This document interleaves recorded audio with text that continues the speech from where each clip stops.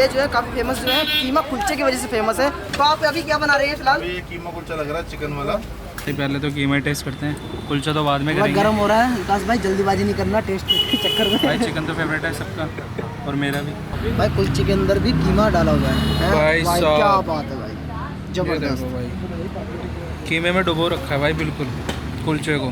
कुलचे के साथ ट्राई करते हैं भाई। छोले तो बहुत ट्राई करें कुलचे के साथ, और भाई अब चिकन कीमा तो भाई मज़ा ही आ जाएगा।